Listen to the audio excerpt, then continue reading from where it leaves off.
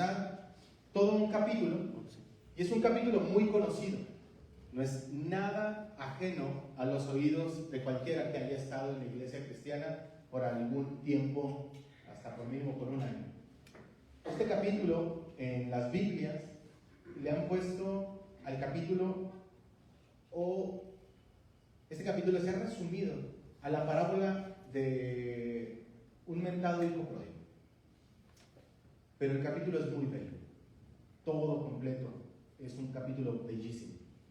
Y yo espero y hoy, mi hermano, yo pueda articular claramente lo que he entendido del Señor de acá y que se vea en nuestra vida la palabra de Dios como un bálsamo genial a nuestro corazón, a nuestras emociones, hermano, a nuestros nervios. De los que sufrimos de ansiedades, hermano, que venga el Señor también a ayudarnos con eso. Porque déjeme le digo que ese tipo de cosas no estamos exentos los creyentes de nervios, de ansiedades, de enfermedades, de dolores, de noticias tristes. La vez pasada que estuve acá, compartí un poco mi testimonio y analizamos una parte del capítulo de Mateo 12, donde está Juan el Bautista en la cárcel y le dan una noticia que el Señor anda haciendo muchas cosas y él, Juan el Bautista, que había sido el vocero de Jesucristo, el que había dicho cosas muy hermosas y aparentemente, hermano, casi hasta románticas, como usted y yo cuando oramos en nuestra entrega al Señor. Es necesario que Él crezca y yo mengue. Yo no soy el esposo, Él es el esposo. Quien tiene la esposa, quien tiene la novia es el esposo, pero el amigo se alegra grandemente de escuchar la voz del esposo.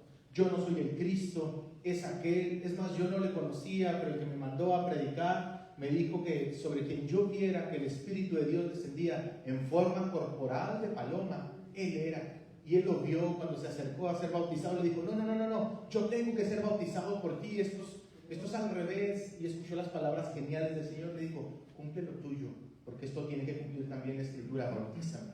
Hubo un montón de cosas que Juan el Bautista, cuando le dijeron sus discípulos, oye, de quien tú diste testimonio, todos se van detrás de él. Y le dice Juan el Bautista, ¿y qué? ¿No les dije que él era el Cordero de Dios que quita el pecado del mundo? Todo este tipo de cosas. Pero cuando él estaba detrás de la cárcel, hermano, él expresó, vayan y pregúntenle si es él o esperamos a otro. Uy. Vayan y pregúntenle a mi primo si es él o esperamos a otro. Si mojé a quien no tenía que haber mojado, si no sé qué me pasó. Pero mi hermano, la vida del cristiano no se la voy a predicar porque esa ya la predicamos hace un montón por acá. Pero ahí podemos ver que la vida del cristiano podemos tener una situación, hermano, donde vamos viento en popa, donde vemos que el Señor, hermano, como diría Marcos Vidal, no sabemos cómo, pero despertamos en el redil y nos sentimos abrazados y de repente, hermano, pumba, donde a veces hasta repensamos y decimos, no me habré convencido a mí mismo. ¿Será que todo esto es real? ¿Será que tenía muy buenas intenciones? Pero no, mi hermano. La conclusión de esa predicación fue, tenemos que aprender a ver las situaciones de la vida a través de la fe, o sea, la confianza en Cristo, y no nuestra fe o nuestra confianza en Cristo a través de las situaciones de la vida. Porque en el mundo tendrán aflicción, según el Señor Jesucristo en Juan 16:33, pero confíen, el Señor nos pide confianza leal, hermano, no ser de cartón, no ser de hule, de fierro, que nada nos duele, no, confianza leal, confía, porque según el Salmo 46, hermano, la ayuda viene pronto y viene al clarear la mañana, porque las misericordias del Señor son nuevas cada mañana. Entonces, esa vez estuvimos analizando eso. Ahora vamos a analizar esta porción de la Escritura, hermano, que la Escritura es muy buena y nos ayuda muchísimo. Entonces, si está por ahí, pues péguele el ojo a Lucas capítulo 15.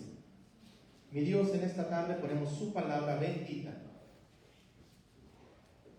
La ponemos, mi Dios, no solamente a los oídos de quienes nos visitan, la ponemos a nuestros propios oídos, porque es bueno recordar su palabra. Le pedimos que nos bendiga con ella, que mueva su poderosa mano de poder, que sane, mi Dios, a quien tenga que sanar. A nuestra hermana Maggie, mueva su poderosa mano, mi Dios, en ella, en su cuerpo, en su situación. Usted todo lo puede y dependemos de usted, mi Señor, y usted es muy generoso y lo hemos visto.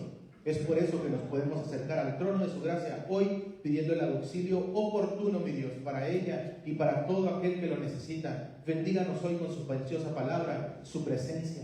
Grábela a nuestros ojos y a nuestro corazón. Se lo pedimos, Padre, en el nombre de Jesús. Amén.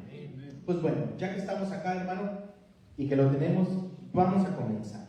Miren, dice la Escritura, 15:1. Se acercaban a Jesús todos los publicanos y pecadores para oírle.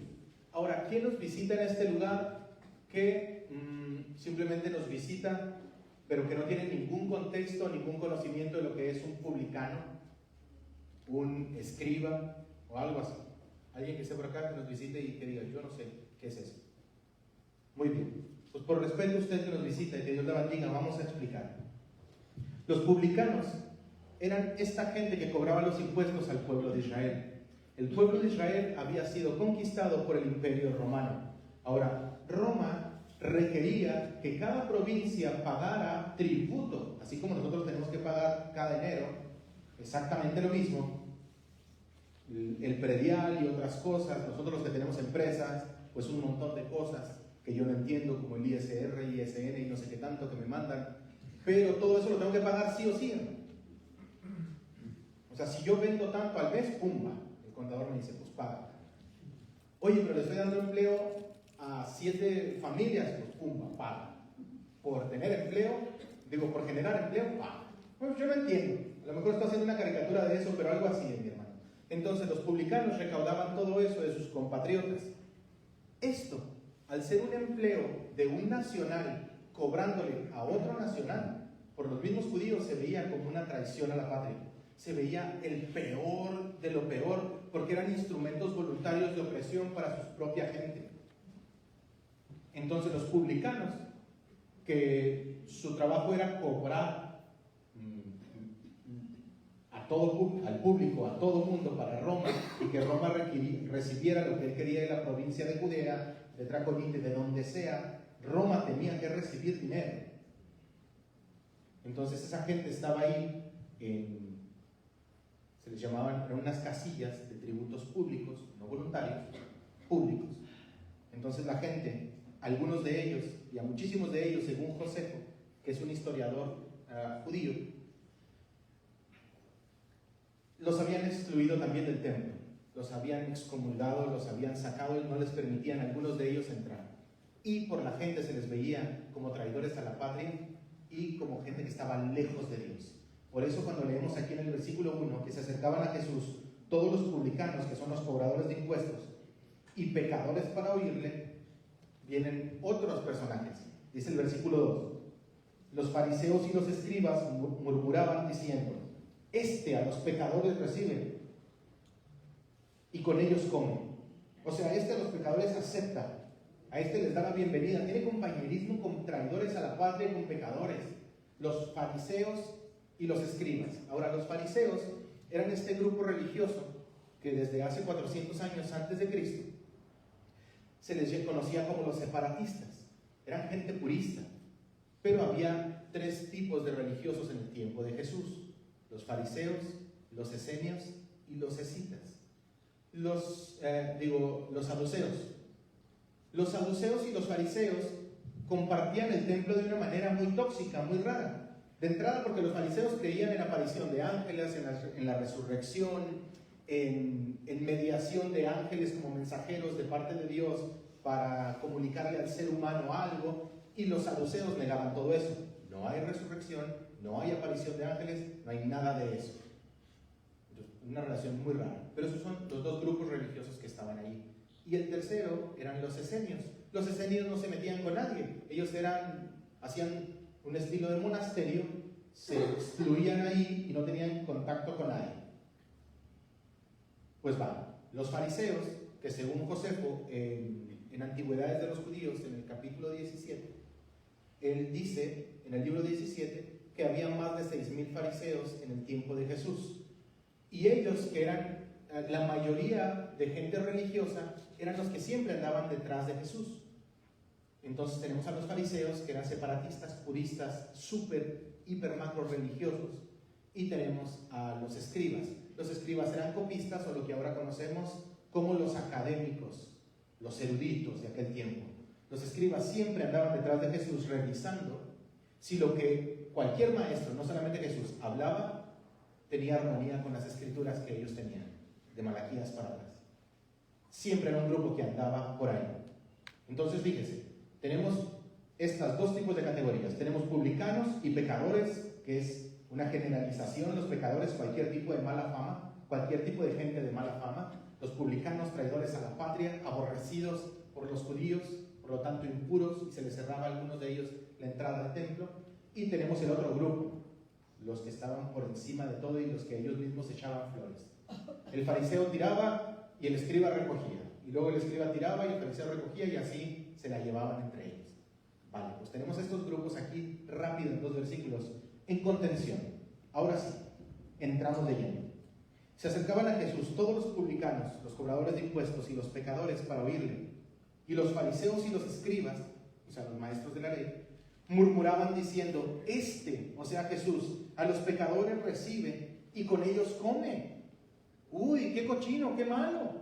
¿Cómo es posible que una persona con tanta sabiduría, cómo es posible que una persona que a sí mismo se llama maestro y tiene discípulos, cómo es posible que se junte con este tipo de gente que no sabe realmente quiénes son? Yo creo que ese tipo de preguntas, hermano, como si no se diera cuenta quién es, porque en otra ocasión, cuando la mujer le enjugó los pies al Señor Jesucristo y lloró detrás de él, Simón, uno de los fariseos, dijo: si este fuera profeta, si realmente fuera profeta, sabría quién es esta mujer. Pero claro que el Señor sabía, hermano, esa es la razón. ¿No dice la Escritura que el Señor vino a buscar y a salvar lo que se había perdido? ¿No dice en Timoteo que palabra digna de ser recibida es esta, que Jesucristo vino y murió para rescatar a los perdidos? O sea, este es el mensaje realmente del amor de Dios.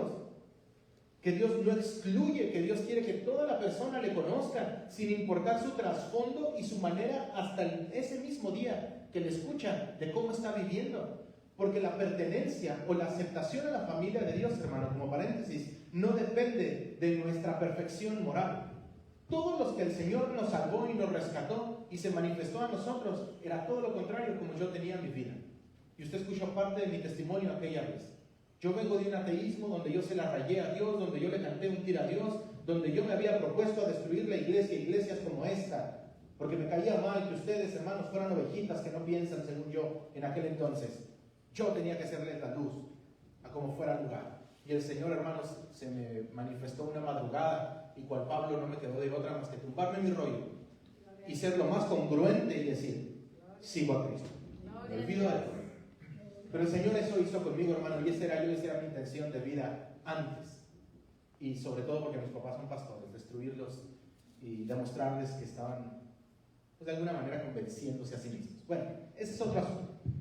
El chiste, hermano, es que estos siempre estaban diciendo: con pecadores recibe y con ellos come.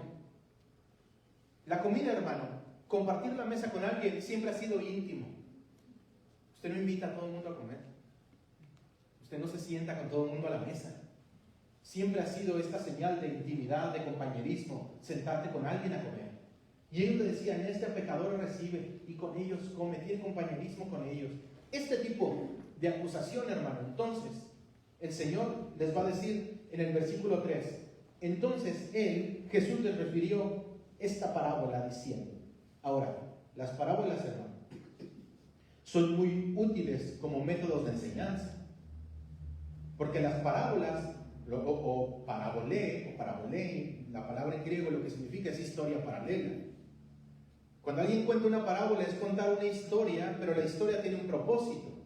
Las parábolas siempre van a contener este elemento de una historia terrenal, de recursos que son claros para cualquiera, y más para las personas que lo escucharon en el primer siglo. Pocos de nosotros, hermanos, estamos familiarizados con lo agrícola o con lo ganadero, pero en el primer siglo nadie tenía dudas de eso.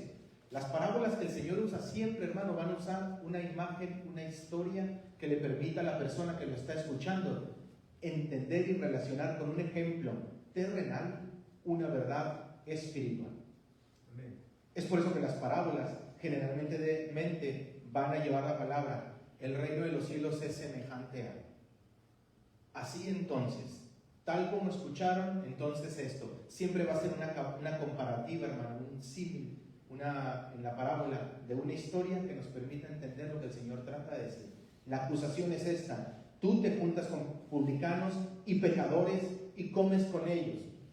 Debemos de entender que no debería de hacer eso según el estándar de los fariseos y de los escribas, porque esa es una acusación. Se junta con esta gente de mala fama. Entonces en el versículo 3 el Señor les dice, les voy a contar esta historia, y les dijo, versículo 4, ¿qué hombre de ustedes, teniendo 100 ovejas, si pierde una de ellas, no deja las 99 en el desierto y va tras la que se perdió hasta encontrarla?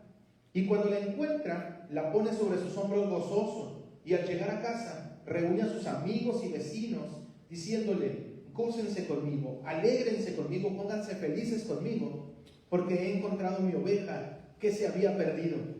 Les digo que así, esta es la aplicación, hermano, de la parábola que está usando el Señor, de la idea común de ellos, de un pastor.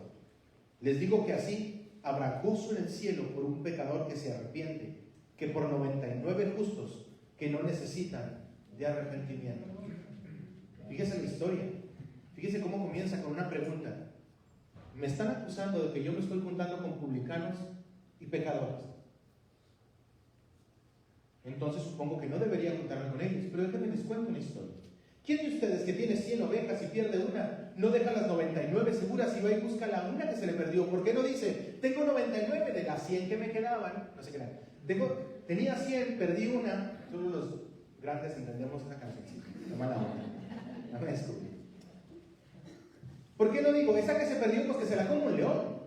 Últimamente tengo 99. ¿Por qué le dan el valor a esa una que se les perdió? ¿Por qué no se quedan satisfechos porque tienen 99? Esto es un juicio de valor el que está haciendo el Señor aquí. ¿Por qué le dicen, tengo 99? ¿Qué es una para 99? Nada, pues vámonos con las 99. Dice, no, lo que tienen seguro, lo dejan seguro y van y buscan la que se perdió. Así les digo, que cuando esta persona encuentra la que se perdió, vuelve a su casa y habla a familiares y amigos y les dicen, ¿qué creen? Le encontré. ¿Por qué le tendría que dar gusto a familiares, conocidos y amigos que le encontró su oveja? Todo esto, hermano, es significativo porque lo acusaron de estarse relacionando con gente de mala fama que no debería relacionarse, y el Señor, hermano, les está enseñando algo. ¿Sabe? El fariseo y el escriba, esta gente inmersa en la Escritura, tan puros según ellos, tanto que les gustaba llamar la atención con sus oraciones públicas y darse baños de pureza y separarse de la gente. Recuerden Lucas 18, aquí mismo más adelante, cuando el Señor cuenta que hubo una historia de un publicano y un fariseo, una vez más para echarle crema a los tacos, el publicano y el fariseo en el templo compartiendo el mismo lugar. Y el fariseo hasta mero enfrente, diciendo, yo te doy muchas gracias, Señor, porque yo no soy como aquel, casi como Paco Stanley, ¿se acuerdan los que son de mi edad? Ay, qué bonito soy, cómo me quiero, sin mí me muero. Ellos, sí, gracias a Dios, porque yo no soy como aquel pecador, yo diezmo de todo lo que tengo, doy el 10% de todo, pero yo no soy como aquel. Y él se alababa a sí mismo, hermano, tenía un monólogo. Él no estaba hablando con Dios, no estaba diciendo, gracias, Señor, porque me miraste, porque siento como fui, Señor, negándote. Tú, mi Dios, tendiste tu mano y me sacaste de este lodo, del fango donde está. Nada de eso de los salmistas, hermano. Él estaba sacando sus credenciales. Qué bueno que no soy como aquel. Yo hago todo lo religiosamente perfecto que tengo que hacer. Y cuenta que el publicano desde atrás, ni aún atrás, hermano, quería levantar la vista al techo. Y le decía, Señor, por favor, sé favorable a mí que soy muy pecador. Una actitud totalmente distinta. Estos fariseos, hermano, que deberían de entender que desde el Antiguo Testamento, desde siempre, desde el Pentateuco, se veía que Dios iba a bendecir a las naciones y que Dios quería tener a su pueblo junto a los descarriados de Israel, traerlos de vuelta, porque estos también eran hijos de Abraham, estos también eran nacionales de Israel, sí, con conductas un tanto, como usted quiera, shady, no sé cómo decir, pues así, dudosas, lo que usted quiera, pero eran hermanos, eran israelitas, de ellos era la promesa también, ellos también eran hijos de Abraham, de ellos, para ellos también era el Mesías y el conocer a Jehová, de ellos también, los fariseos y los escribas lo tenían que saber. ¿Por qué no se alegraban de que la gente publicana, pecadora, cochina, estaba escuchando, se estaban acercando a un maestro y estaban escuchando las palabras de Dios? Todo esto, hermano, lo que vamos a seguir es para darle respuesta a eso y recalcarlo al Señor muy bien. Les digo que así como aquel que encontró su oveja y la trajo y le dijo a todos: alégrense junto conmigo, alégrense conmigo porque he encontrado la oveja que he perdido. Era para que lo entendieran lo que les estaba tratando de decir. Alégrense conmigo, alégrense con Dios, alégrense que estos descarriados de Israel están volviendo al único Dios verdadero, que están prestando oído, que su intención de mente y corazón están cambiando. Alégrense. Les dice: así les digo que habrá gozo en el cielo por un pecador, por una persona que ha errado, por una persona que ha estado totalmente fuera del propósito, que se arrepiente. Ahora, la palabra arrepentimiento, la palabra arrepentirse, metaneo o metanoia o metanoeo, hermano, cualquiera que sea de esas en griego, literalmente significa un cambio de disposición mental, un cambio de afectos y un cambio de disposición mental y de acciones. Se lo voy a decir. Fíjese, hermano, la palabra arrepentimiento, cambio de disposición mental. Para nosotros los creyentes, la palabra arrepentimiento significa un cambio de vida. Claro, significa nacer de nuevo. Cuando alguien dice: me arrepentí de mis pecados, nosotros entendemos luego como sinónimo nacer de nuevo, lo que implica entonces tener nuevos afectos, nueva apreciación de mente, nueva apreciación de pensamientos y de actitudes, que si antes hacía esto, ya no. Como dice en el Nuevo Testamento: el que robe, ya no robe más, sino haga con sus manos lo que es bueno. Tenemos esta idea, hermano, de cambiar nuestra disposición mental y también nuestros pensamientos y por lo tanto nuestras acciones. Miren, si yo salgo ahorita y no me fijo y pasa ese motociclista que pasó por ahí y me atropella, la próxima vez que yo venga acá, hermano, tanto me arrepentí que la próxima vez que yo venga y vaya a cruzar esta calle, no sé, la 10ª, no sé cuál sea, cruzarla, hermano, tanto me arrepentí que yo voy a voltear a los dos lados.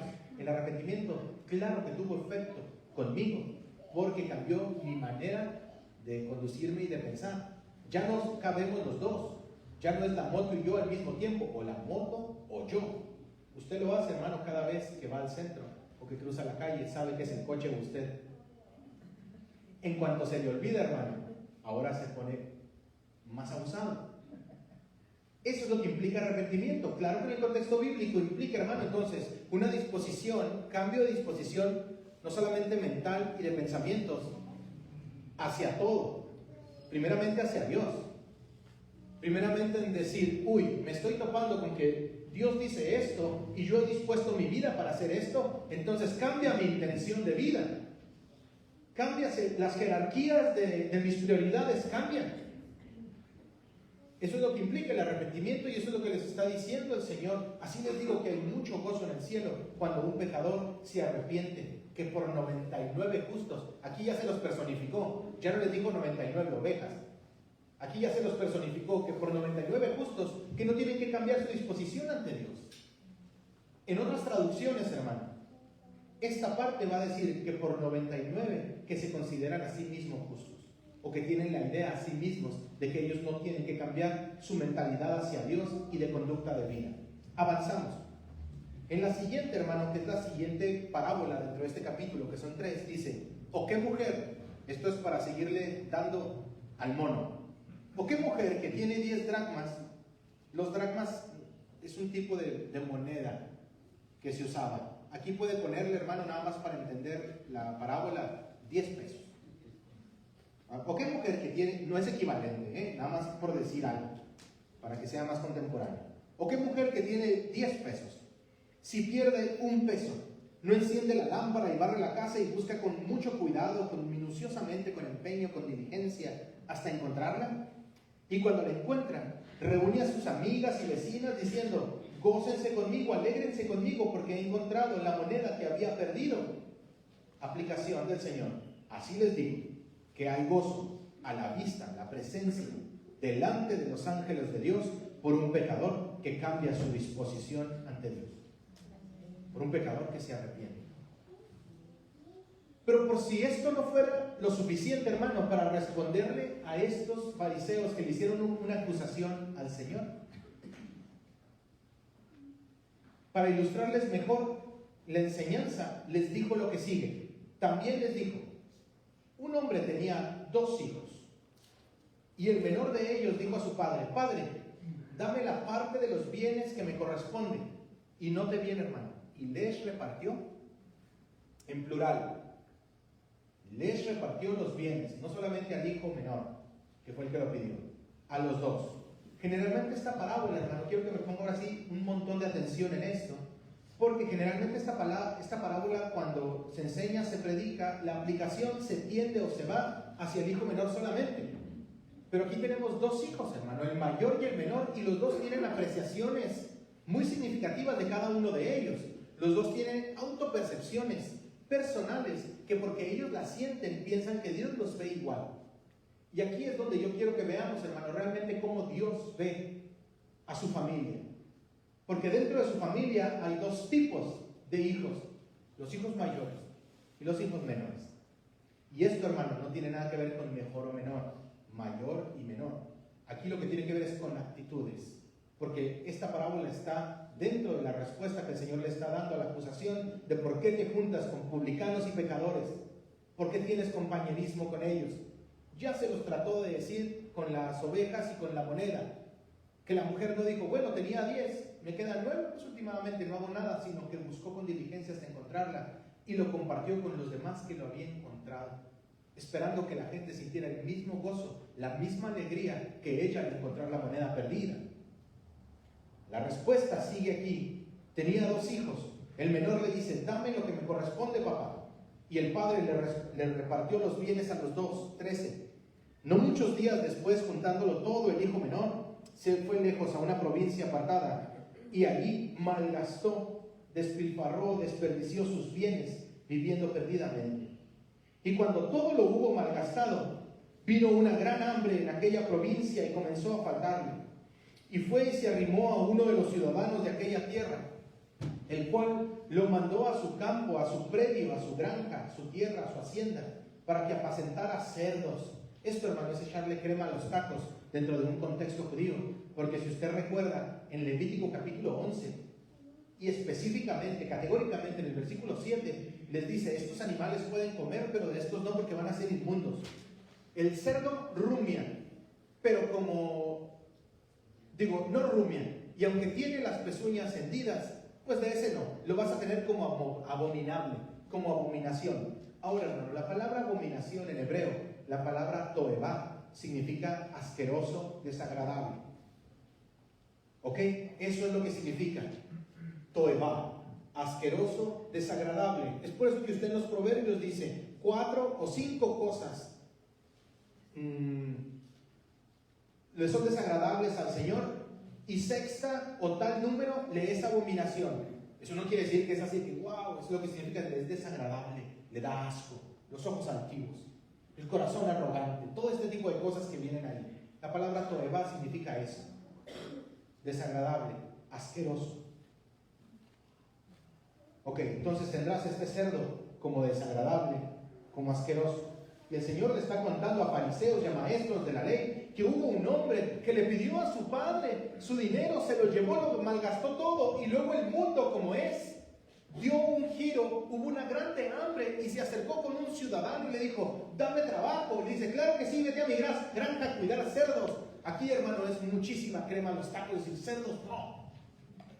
Y todo bien, Señor, hermano, viene y le dice que este hombre deseaba llenar su vientre, versículo 16, de lo que le daban de comer a los cerdos, pero nadie le daba.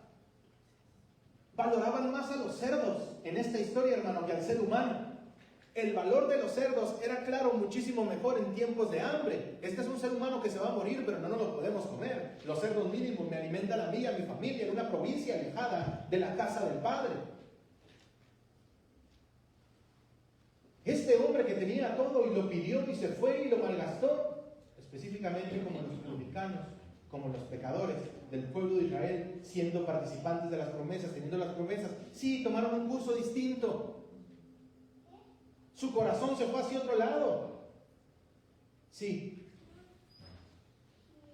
Este joven deseaba llenar su vientre de lo que le daban a los cerdos, pero nadie le daba. Y al estar allí, en esa bancarrota personal, en esa bancarrota económica, en esa bancarrota de sentimientos, emociones, de afectos, de familia, porque obviamente había pedido lo que solamente se tiene que dar cuando el padre muere y no matarlo en vida, siendo tan horrible, pidiéndole aquello que ya era suyo, pero nada más tenía que esperar un tiempo más. ¿Por qué deshacerte así de tu familia, en esa bancarrota donde él estaba? El versículo 17 nos dice que volviendo en sí. Esto, hermano, es una expresión idiomática en griego. Volver en sí. Es como cuando te cae el 20. Cuando te das cuenta. Como el borrachín del barrio que abre los ojos y no sabe cómo llegó ahí, pero sabe volver a su casa. Así. Yo que vengo de un barrio de drogadictos, por días no los veíamos y después volvían. ¿Dónde andaban? No sabían, pero sabían volver a la casa. Dice el versículo 17, y volviendo en sí, dijo: ¿cuántos trabajadores en casa de mi padre tienen abundancia de pan? Y yo aquí perezco, yo aquí me destruyo, yo aquí muero, me arruino a mí mismo de hambre. ¿Cuántos? Fíjese que lo primero que pensó, hermano, es esto. Yo estoy acá, pero en la casa de mi papá no era así. Aún los trabajadores, los animales tienen su correcta categorización. No valen más que el ser humano. En la casa de mi padre, aún ellos comen mejor. Hay abundancia de pan. Si uno de ellos dice: papá, o bueno, patrón, tenemos hambre, no prioriza el patrón los animales por encima, sino que les dan. Esto, hermano, lo hace entrar en razón la situación de su vida, hasta las conclusiones personales que él nunca pensó cosechar, que lo llevaron a estar ahí. Muchos de nosotros, hermano, hemos estado ahí. Muchos de nosotros sabemos lo que es volver en sí, haber tomado nuestras decisiones personales, aborrecer la familia, aborrecer a todos, sentirnos la tropa del ferrocarril, cosechar lo que no queríamos cosechar, pensando que teniendo ese estilo de vida, de decisiones, de afectos, de odio hacia todos, nos íbamos a cosechar flores, miel. Yo me veo claramente ahí cuando en esa madrugada, en bancarrota, me habían corrido de 3 prepas, nadie de mi familia me aguantaba, los vecinos no me tendían la mano porque era creído, arrogante, buscapleitos, me peleaba con todo el mundo, ninguna relación romántica me podía durar porque era agresivo. Pero esa madrugada cuando el Señor se me manifestó, yo volví en sí. ¿Sabe cuáles fueron mis palabras? En 2 minutos se lo digo. Golpeado en una cama con el tabique desviado y la costilla astillada, pensando en una golpiza que me metieron, que me iba a morir. Solo. Lo primero que se venía a mi mente era algo que me taladraba: si yo me muero, voy a una eternidad sin Cristo. Y yo decía: ¿cómo me caía mal? Porque no podía haber un ajuste de cuentas, hermano Pacha. No podía haber un ajuste de cuentas. Si Dios tenía que ajustar cuentas, que empiece con Hitler, con alguien así, no conmigo. Es más, si Dios quiere ajustar cuentas, que levante bandera por su gente, porque mi padre y mi madre ayunaban 28 días. Yo lo vi con mis propios ojos, cómo se quedaban en los huesos ayunando, buscando la presencia del Señor. Y cuando ellos llegaban a la iglesia, hermano, era horrible con ellos. Por eso yo odiaba la iglesia. Yo decía: si Dios tiene que ajustar cuentas, que empiece primeramente a responderle a su gente. Y ese pensamiento, hermano, me taladraba. Si yo me duermo, me voy a morir y voy a abrir los ojos en un infierno, en cuarentenado de Cristo, en cuarentenado de la presencia. Me caía mal, hermano. Y no pude contra eso, y me levanté y me fui al librero de la casa donde estaba y agarré una Biblia y le dije: yo no sé si tú existes, yo creo que no. Yo no sé si tú tienes algo que hacer conmigo, yo no creo. Si tú tal vez nos creaste, nos dejaste funcionando y te fuiste lejos, porque obviamente las cosas están muy mal aquí. Mi manera, hermano, ni siquiera fue correcta de presentarme delante de Dios ahí, pero yo ya estaba teniendo un diálogo con Él sin saberlo. Y le dije: y si este es tu libro, como dicen mis viejos, quiero que donde yo lo aviente tú me hables, porque me voy a morir hoy. Si hay algo más de lo que yo conozco, si realmente tú existes y transformas a la gente como cambiaste al borrachito de mi papá, si tú realmente este libro es tu palabra, quiero que donde yo lo aviente tú me hables. Y cuando lo levanté, hermano, en esa madrugada, era el Salmo 32:8. El Salmo 32:8 dice: te haré entender y te enseñaré el camino por donde debes de andar. Sobre ti fijaré mis ojos, pero no seas como un animal que tiene que ser sujetados con cabestro, con freno, sino nadie se acercará a ti. Muchos dolores habrá para el pecador, pero el que se acerca a Jehová lo rodea la misericordia. Mi primera interpretación bíblica fue: deja de ser un animal, yo te puedo cambiar. Amén. ¿Sabe qué hice, hermano? En esa madrugada ya no pude más. Porque ahora yo sé que la Biblia tiene 66 libros, más de 40 autores, más de 1500 años en su composición. Qué bueno que no me salió y Judas se ahorcó.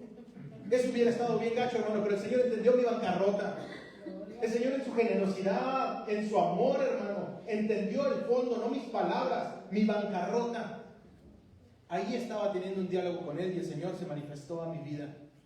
A mí no me convencieron. A mí el Señor me mostró su amor y tuve que volver, hermano, a pedirle perdón a mis padres y a enmendar y a hacer todo lo que tenía que hacer para recuperarlos, que es una historia muy larga. El Señor me permitió recuperar, pero bueno.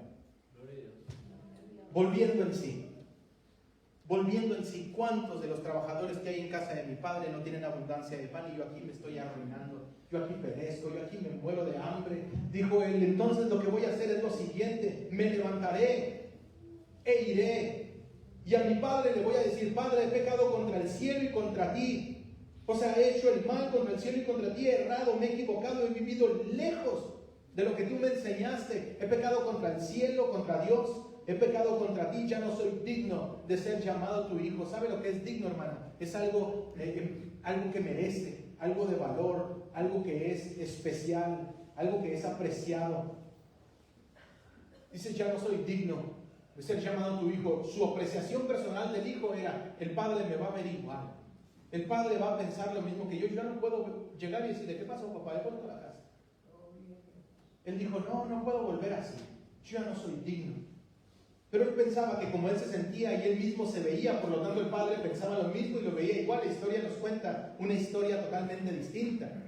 Fíjese, me levantaré e iré a mi padre y le diré, Padre, he pecado contra el cielo y contra ti, ya no soy digno de ser llamado tu hijo. Que haya humillación y arrepentimiento, hermano. Hazme como a uno de tus trabajadores. Si ya no puedo entrar a tu casa, quiero estar cerca de tu casa, quiero estar cerca de ti porque tú no eres apache, tú tratas bien a tu gente. La gente contigo no se muere de hambre. Mi hermano, él pensó esto y dice el 20, levantándose vino a su padre. No me imagino, hermano, cuánto tuvo que haber ensayado el hijo. Papá, he pecado contra el cielo y contra ti, ya no soy digno de ser llamado tu hijo. Sí, ya está, eso le diré. Papá, he pecado contra el cielo y contra ti, ya no soy digno de ser llamado tu hijo, hazme como uno de tus trabajadores. Ya está, eso le voy a decir a mi papá. Papá, he pecado contra el cielo y contra ti. Y dice la escritura que cuando se levantó, hermano, en el 20, y vino a su padre, cuando él estaba aún lejos, lo vio su padre. Aquí, hermano, la historia ya cambia a una perspectiva. Era el hijo el que volvió. Pero la historia nos dice que el padre, hermano, cuando lo vio que estaba bastante lejos, cuando el padre lo vio, el padre fue movido a compasión, a misericordia, y el padre corrió y se echó sobre su cuello y lo besó, hermano, tiernamente. ¿Sabe? La palabra se echó sobre él, hermano.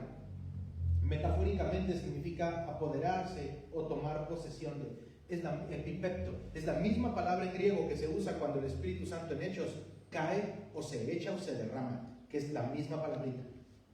Dice que el padre lo vio, salió corriendo y se abalanzó sobre él, lo abrazó y lo empezó a besar. Y cuando el hijo le dijo todo lo que había ensayado, según el versículo 21, y el hijo le dijo, Padre, he pecado contra el cielo y contra ti, ya no soy digno, ya no soy merecedor, ya no soy valioso, ya no soy precioso, ya no valgo la pena de que me llames tu hijo. En el 22 viene un pero el padre comenzó a exclamar otro tipo de cosas. El padre le gritó a sus siervos y le dijo, saquen el mejor vestido, vístanle y pongan un anillo en su mano y calzado en sus pies. Hermano, esto demuestra la aceptación total del padre al hijo. El hijo volvió por motivaciones incorrectas, por el hambre. Tengo que volver a mi casa porque en mi casa nadie se muere de hambre, ni siquiera los trabajadores. Pero el padre, hermano, no podía verlo de otra manera. Para el padre no era un simple hombre que venía caminando. Para el padre, aunque malgastó todo. Para el padre, aunque vivió mal. Para el padre, aunque lo mató en vida y se olvidó de él momentáneamente. El padre no podía cambiar su visión en tanto al hijo. En cuanto lo vio y aun cuando el hijo le dijo, Padre, yo ya no soy digno, ya no valgo la pena que me llames tu hijo, el padre eso lo hizo a un lado. Y comenzó a gritarle a los trabajadores, traigan vestido, traigan calzado, traigan anillo. Aunque eso es significativo, hermano, el vestido lo iba a diferenciar de los que trabajan ahí, todo lo contrario de lo que el hijo esperaba. El anillo era el anillo, hermano, de autoridad, de familia, y el calzado es que los siervos, los trabajadores, ellos andaban descalzos. Los de la casa traían chanclas, hermano. El Señor fue muy lindo. El papá fue muy lindo. Todo lo que no esperaba el hijo recibir fue lo que recibió. Todo lo que él pensó que no valía la pena ya, que él ya lo había perdido porque lo había tenido y después lo despilfarró. Él dijo, como yo me siento, por lo tanto el Padre me ve. Ya no soy digno, ya no soy valioso. Y el Padre le demostró todo lo contrario, hermano. ¿Lo estás entendiendo? Gloria a Dios, amén.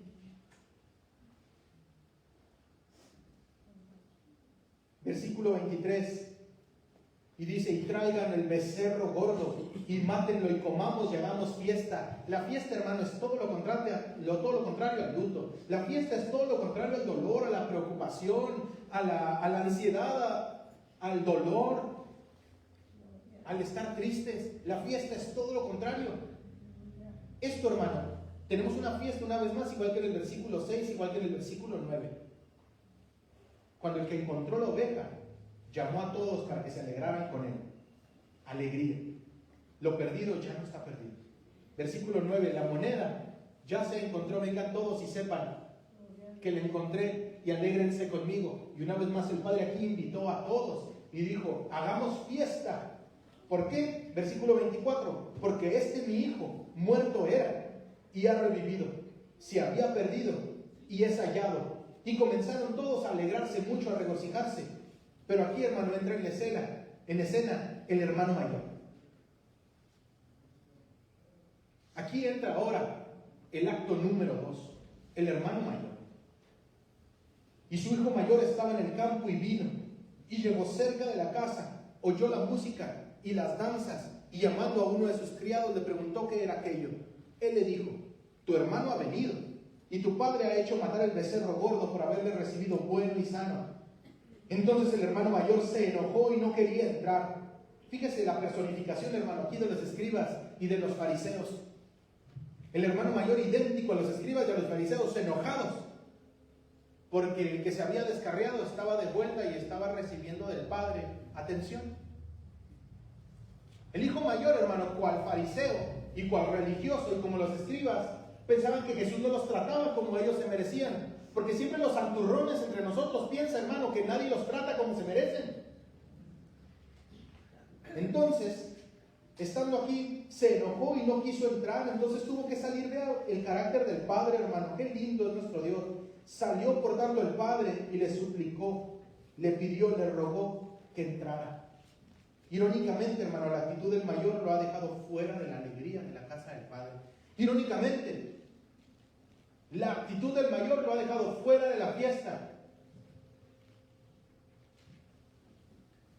La autopercepción del menor era, yo ya no valgo porque hice eso, por lo tanto mi padre va a aceptar mi propuesta de que sea un trabajador porque seguro piensa lo mismo. Y la visión del padre era totalmente distinta. Es que no puedes entender que el padre no puede verte de otra manera si eres su hijo. Cuando tú te equivocas, y aquí voy a hacer aplicación, cuando yo me equivoco, cuando cualquier líder, pastor sea, se equivoca y hace lo que no tiene que hacer, el Padre no le quita el plato de la mesa. Eso lo hacemos tú y yo, pero qué bueno que el Padre dice en los Salmos, de cierto pensabas que yo sería como tú, pero no lo soy. Qué bueno que el Padre no es como nosotros. Cuando tú y yo, alguien se equivoca y transgrede nuestras leyes y nos ofende, tú y yo pintamos una línea, eso es de nosotros, hacerlo.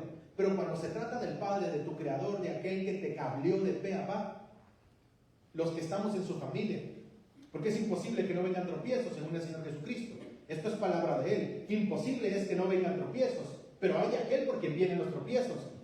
Su juicio no se va con el que tropieza, su juicio se va por aquel que nos hace tropezar a nosotros. Esto es distinto. La visión del Padre es distinta cuando usted y yo nos equivocamos, hermano. El Padre no agarra la chancla. El Padre, hermano, no agarra el cinto. Claro que tiene, hermano, la prerrogativa para hacerlo en algún lugar y lo hace porque nos ama. Y el resultado es la corrección. Pero cuando tú piensas que tú has vivido de una manera tal, que tú te has alejado tanto, que tú por lo tanto ya no deberías de venir a la iglesia y ya no te quieres acercar, y de seguro Dios piensa lo mismo que tú, te estás equivocando mucho. El Señor te ve de lejos, el Señor quiere que vengas, porque el Señor tiene para ti lo que es tuyo, pero tú tienes que reconocer, volver en sí, decir, he pecado contra el cielo. Tú tienes que tener de ti una actitud de decirle, Padre, aquí estoy. Vengo, tú tienes que ser responsable y acercarte una vez más. Pero tú no puedes pensar que como tú te sientes, el Padre se siente, es un error tuyo y mío. La autopercepción del hijo menor lo hizo pensar que el Padre no lo iba a recibir y se llevó una sorpresota. Pero la autopercepción del hijo mayor, irónicamente, el hijo mayor pensaba que estaba en lo correcto, que siempre estuvo en la casa y que no era como el otro. Lo mantuvo fuera de la fiesta y lo mantuvo fuera de la alegría de estar con el Padre. Hermano, aquí hay dos tipos de hijos. Aquí hay dos tipos de israelitas, aquellos que se alejaron pero que ahora están escuchando las palabras del Padre a través de Jesús, y están los hermanos mayores personificados con los escribas y fariseos quejándose de que este Jesús come y tiene compañerismo con los pecadores. ¿Sabe? Eso no está nada lejos tampoco de nuestras iglesias y de nuestra autopercepción personal acá. Aquellos que tenemos años caminando con el Señor y luego vemos que alguien llega y el Señor es generoso con él y le da dones, talentos, y luego resulta que enseña muy bonito, y luego resulta que canta bien bonito. Tenga cuidado de no ponerse la túnica del hijo mayor, porque se va a quedar fuera del gozo. Tenga mucho cuidado, porque en todas las iglesias hay esas familias que se creen dueñas de la iglesia, que porque siempre han estado, ahora resulta que todos los que están en liderazgo le tienen que hacer caso a ellos. ¿Qué te pasa, hermano mayor? Que a ti que el Señor quiera levantar a alguien, que a ti que el Señor quiera recibirlo y darle una distinción visible a todo el mundo con lo que nos deja la ilusión del anillo, de la ropa, del calzado. Ven, que a ti, la casa es de Él, no es tuya, hermano mayor, ¿lo entiendes? No es tuya. La casa es del Padre. Si tú sigues con esa actitud te vas a quedar fuera, viendo que todo el mundo se derrama aquí delante de Dios y tú con los brazos cruzados, queriendo que el Señor aquí primeramente te avise que se va a derramar. Mira, hermano mayor, cómo te has equivocado. El 29 es el de hermano mayor. Mas él respondiendo dijo a su padre, fíjese la acusación que le hace al padre el hermano mayor. Te alabo, Señor, te bendigo porque eres bueno. He aquí tantos años te sirvo.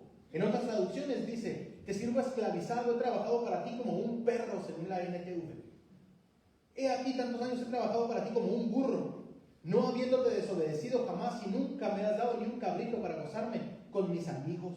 Fíjese los sentimientos personales, hermano, de este hermano mayor, diciéndoselos en la cara al padre. Nunca te lo he dicho, pero ahora te lo voy a decir aquí y ahora, papá. Eres bien tacaño. Siempre he estado aquí, nunca me has dado nada.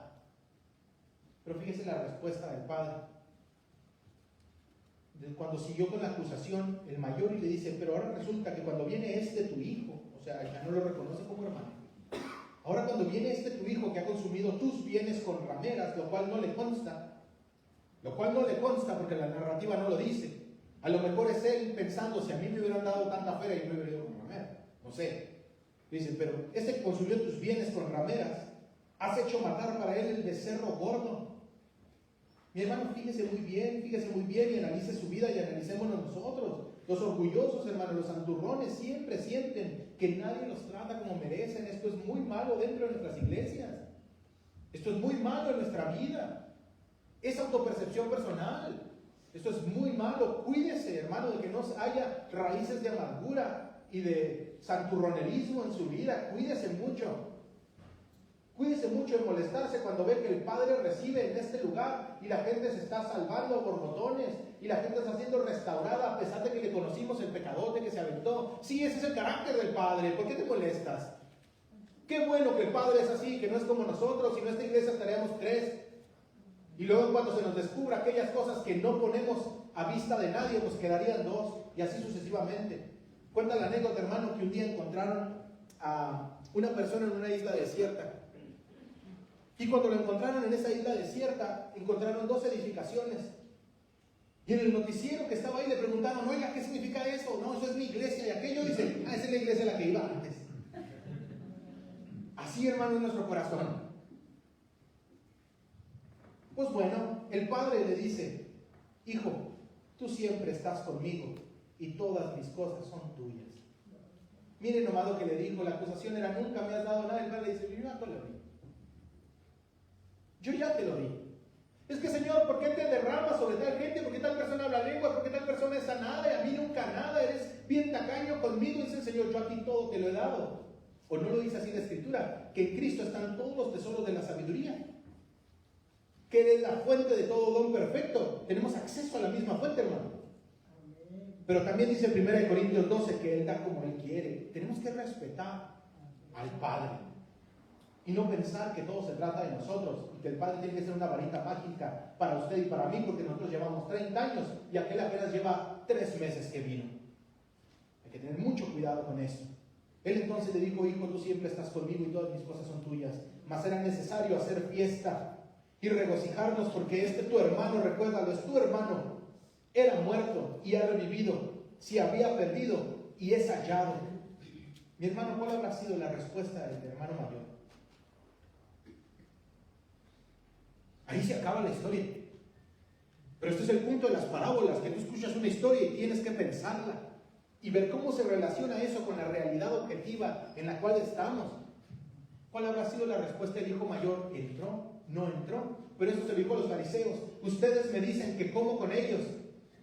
Ustedes los ven como que ellos han malgastado su vida, que ellos no son sus hermanos. Les recuerdo que ellos son sus compatriotas, hijos de Abraham, israelitas, participantes del pacto de Israel, y de ellos vienen las promesas y de ellos es el Mesías también.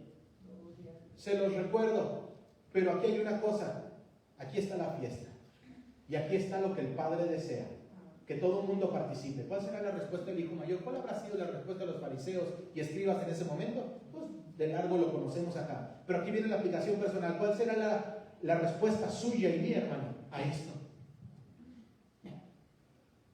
¿Quién realmente puede acercarse como el hijo menor, arrojando sus coronas delante de Cristo sin importar cuánto tenga acá, y acercarte y decirle: Señor, pues yo aquí estoy? Pero ¿quién se va a quedar en su lugar, metafóricamente? ¿Quién se va a quedar en su lugar, en su casa, pensando como el hijo mayor? Aquí hay dos tipos de personas en Israel y en la iglesia. Aquí hay dos tipos de realidades espirituales. ¿Cuál es la tuya? Yo te aconsejo que si tienes la del hijo mayor, la avientes por la borda y veas al Padre como Él te ve. Y yo te aconsejo que si eres el hijo menor y piensas que ni siquiera pudieras alzar los ojos al cielo y acercarte al altar, pues la viertes por la borda, porque como el Padre te ve, es muy distinto a como tú te sientes.